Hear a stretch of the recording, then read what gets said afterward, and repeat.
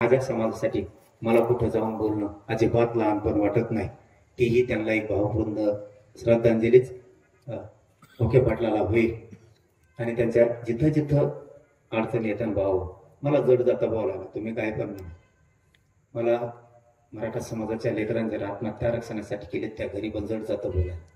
इथं पण मला बोलायला होतं, फक्त काम सांगा, नाही केलं तर माझं गाव तोंड नाही दाखवणार. पण कारण आतापर्यंत मला जेवढे जेवढे राज्यातले सांगितले मराठा आरक्षणाच्या आत्महत्याच्या पलीकडचे पण सामान्य लोकांनी त्यांचे साधे साधे विषय पण मला काय वाटत की मी सगळे पार पाडले नाहीत, म्हणून पुरेचे पुरे पार पाडले.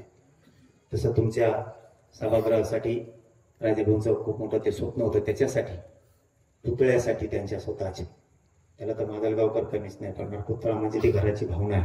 त्यांच्या लेकरांचं, त्यांचा बाप त्यांना त्या लेकरांना कधी बघायचा, ते स्वप्न आपण पूर्ण करू शकत नाहीत म्हणल्याच्या नंतर आपल्यात कोणची माणुसकी जागी.